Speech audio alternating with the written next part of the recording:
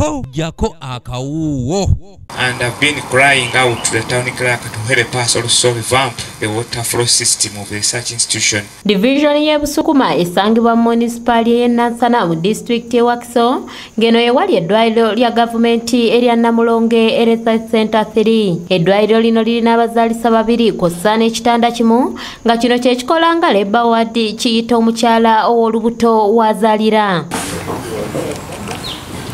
Mathias Serwanga akulira eddwaliro lino agamba nti mu mwezi bazaalisa abakyala bali wakati wa 28 wabula basanga okusoomozebwa olw'obutaba n'abasawo bamala ekintu ekiviiriddeko n'omuwendo gw'abazaalira ku ddwaliro lino okukendeera. And in the end we will see an increase in what? In the attendees of this facility. And as we the staff we pledge that we are ready.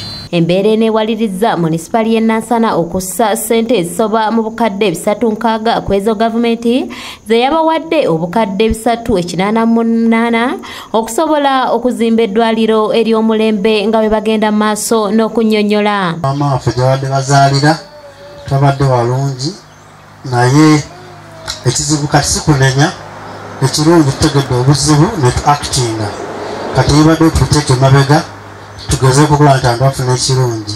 Atwala ebyobulamu municipality ye Nansana Robert Kagwire alambuludde biki ebigenda okukolebwako omuli okuzimba ennyumba z'abasawo kikendeeze ku basawo ababadde bayosaayosaako n'ensonga endala. Then tujja kubaako n'akaluma k'omusawo abeerera ddala wa duty room ey'abasawo ku wingi eyo.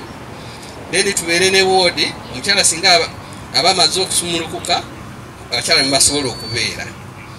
Kati ne tubeera ne wingi endala nge eriko woodi y'abaami ne tubeera ne wingi endala kuliko woodi y'abaana. Oluvannyuma bano batemye vuunike ng'akabonero akalaga omulimu guno nti gutandise nga gusuubirwa okuggwa mu Juni w'omwaka guno era RDC Jemba wano wasinzidde n'alabula ekitongole ekiweereddwa kontrakiti obutagezaako kukozesa bubi nsimbi za miw'omusolo nga bakola omulimu gaddibengalye. Omulimu guno ab'okuzimba tugenda kubatira ku liiso betwakanya nayo mu kontrakiti ne BOQs ezebaatuwa netwagala ba implementing babateeke mu nkola.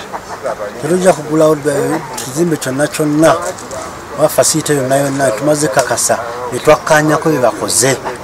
Tetugenda kulinda mulimu kuggwa, tujja kukola nga surprise visits ku site nga bakola.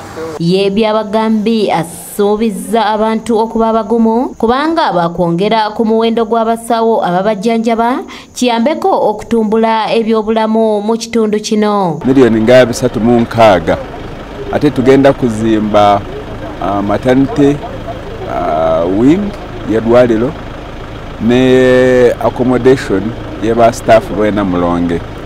Fena tukirabye Namulonge kubanga gye abakyala baffe bazaalira si walungi kubanga bazaalira mu kaluumu katono.